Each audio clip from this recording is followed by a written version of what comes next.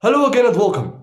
Today's topic, an existential crisis. Does life start after work? Are we really doing what we want to do and living our best lives? Is there any life beyond the end of our shift?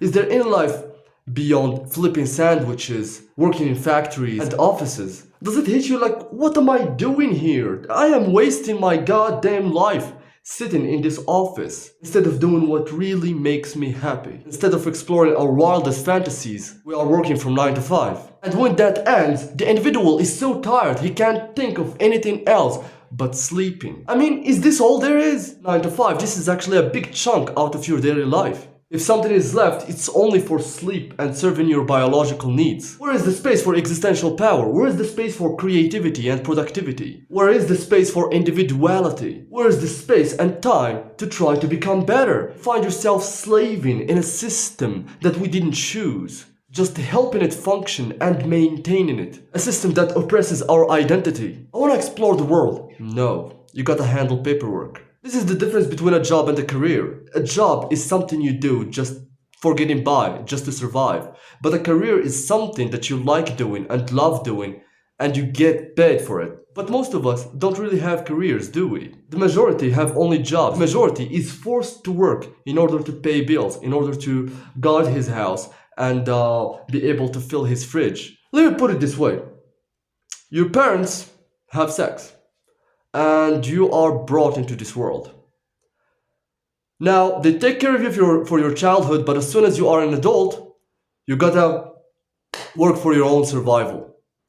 You gotta maintain and conserve a system that is above you, maintain something that you didn't choose to have, or rather to be. You gotta maintain being alive that you didn't choose to be alive. And even now that you are alive, you might get a lot of creativity from your childhood, the time before you started actually working and worrying about the bills. And now that you are an adult, you want to manifest that creativity. But you can't because you're working from 9 to 5. And when you get out, you're basically a zombie. You're good for nothing. And as days go on, you feel yourself exploited, brought into a system that feeds on your identity, brought into a system that feeds on your livelihood to maintain itself and to conserve its existence. A system that doesn't care about you as an individual, it cares only about the group. But what good does the group take from the existence of the system? Persistence and maintenance.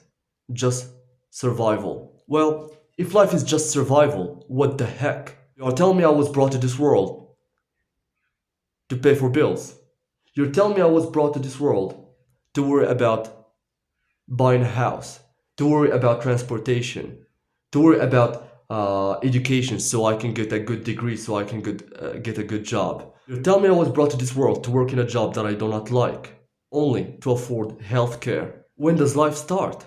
What do you mean life is? You are already in life. No, I mean life as a good, as pleasant, as full with experiences. No, this aesthetic view about life exists only in movies and for a tiny proportion of individuals who are either gifted or lucky or work hard. But the majority is not like that. The majority does not work hard. The majority is not gifted. The majority is not lucky to get some good inheritance. The majority is just a compound of average individuals. The system scared them so much that they only care about and worry about survival. Slaving away, making profits to capitalists who do not care about you.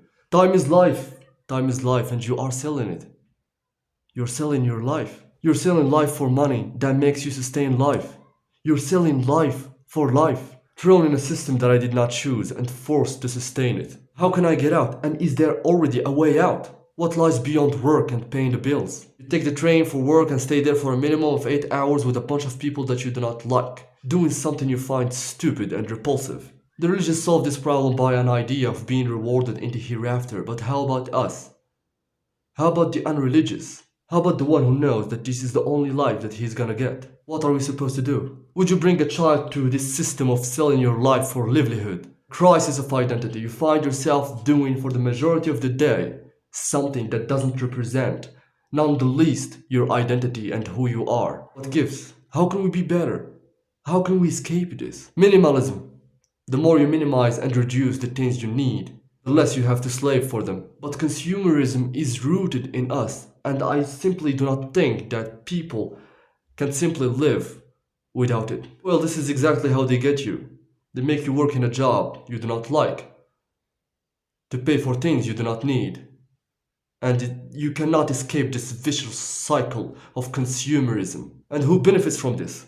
The greedy capitalist who cares only about profit, none of your physical or mental well-being. You could think of a better life, but it doesn't seem to be available. What should I do? What should I do to escape this? I'm tired. Change yourself from within and minimize your needs. Acknowledge them and spot them and scrutinize them, and you will find out that they are not needs to begin with. They're only lavish desires that are utterly unnecessary.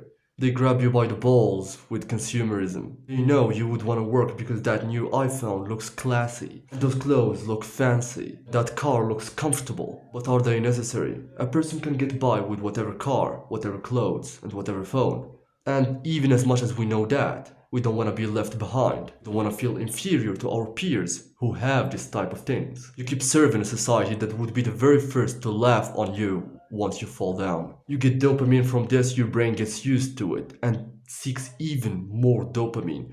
The hedonic treadmill knows no rest. It knows no limits. It will consume you under the name of hedonic adaptation, relishing on you being the obedient slave that you are. Rise above, understand, seek knowledge, escape the cycle. You can be better. And always remember, it doesn't have to be this way. Thanks again for watching, and see you in the next one.